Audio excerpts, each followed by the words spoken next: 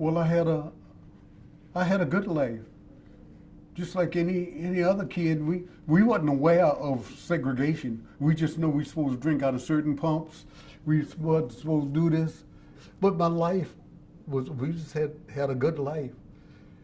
Like any other teenager, we played basketball. But I'll tell you one thing that happened that changed my whole thought pattern. The light-skinned guy was my buddy. He was my number one buddy. So one day we were downtown, and he said, "Hey, Carl, you got a dime?" I said, "Yeah."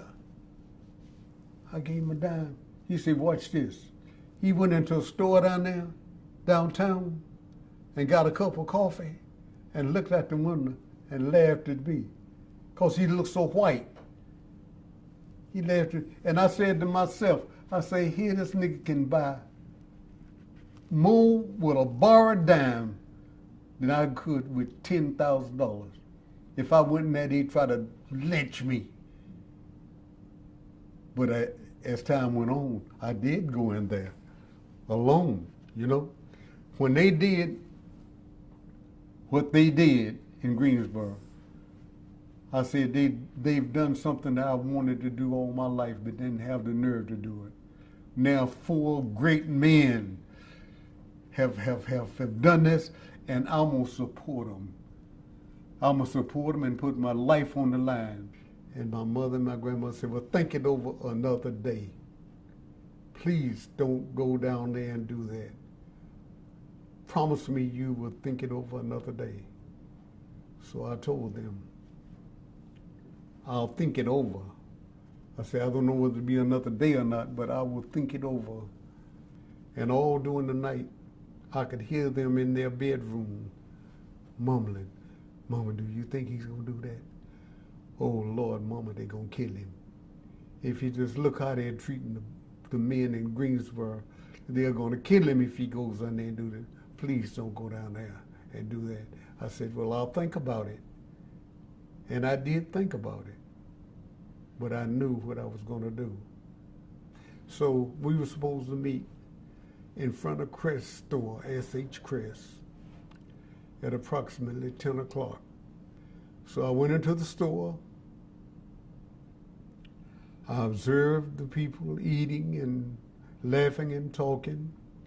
And I made 2 purchases to show that I was a bona fide customer in S.H. Kress. And when a seat became available, I eased in and sat down. Everything just came to a standstill. All the people that were in Kress's stopped and started looking to see who this nigger was.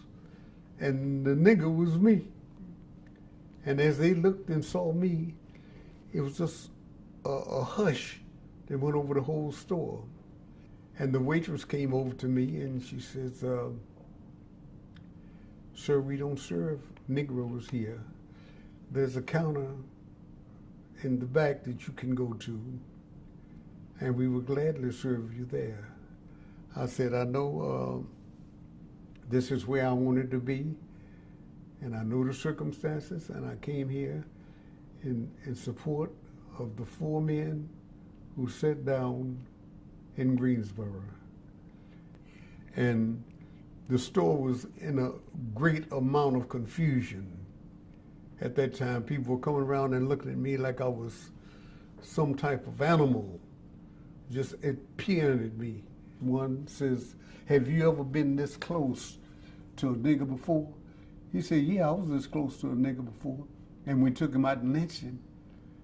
So that's what we did for him. And we gonna lynch this nigga today. This town will be called Lynchville, North Carolina, because we're gonna lynch this nigga today. Do you understand that, nigga?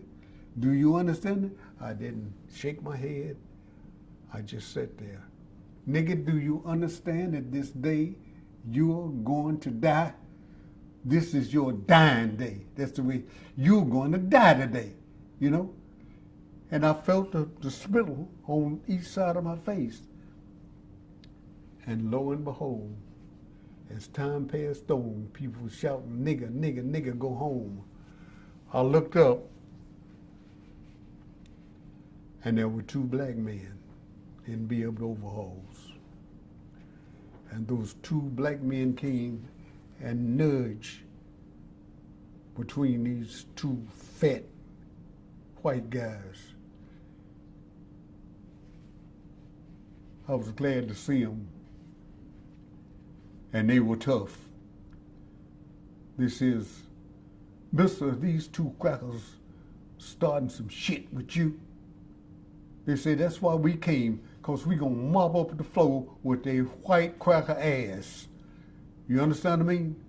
And call him a nigger again. We gonna mop up the floor. I said, brother, please don't do this. I said, you will set us back 100 years. I said, if any violence starts, don't let it be on our part. And while they were talking to me, the two white guys, because the black guys were nudging on each side of me, and the white guys just eased out of the store. With all that hollering and shouting and going on, I didn't see one policeman in uniform, or didn't see one man that I thought was a policeman in there. And about this time, well, I'd been there hours. I asked a girl, one of the waitresses, my mouth had gotten dry, and I asked her for a drink of water, and she just fluffed me off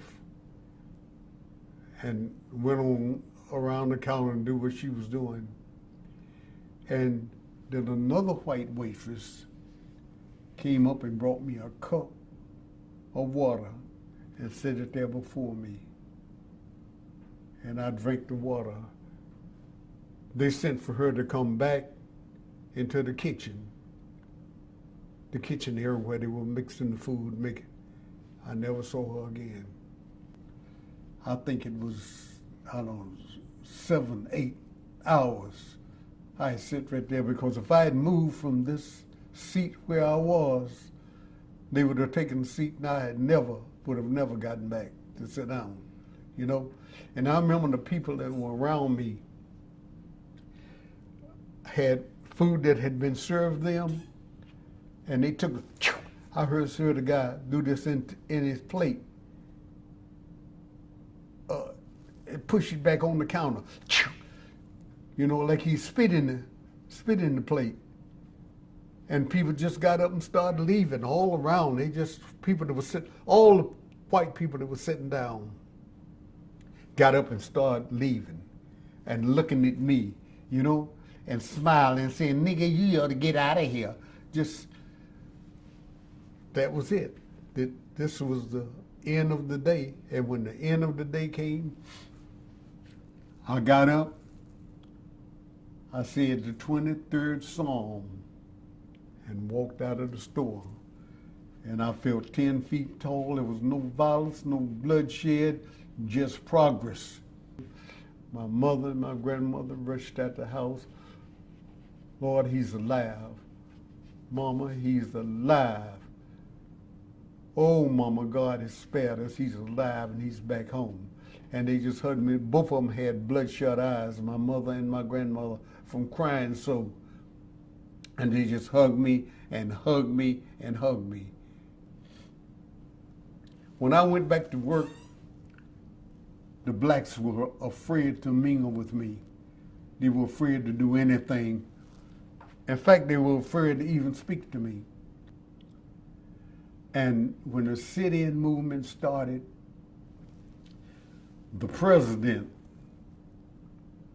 of the company came and told me, Carl, you've bitten off more than you can chew. You will not make it through this. You know? I said, well, Mr. President, we'll see. 50 years have passed and I haven't had a job. 50 years have passed and I'm on food stamps. 50 years have passed and black people are working in all the buildings and coming out with their chests stuck out because they are Mr. So-and-so and Mr. So-and-so.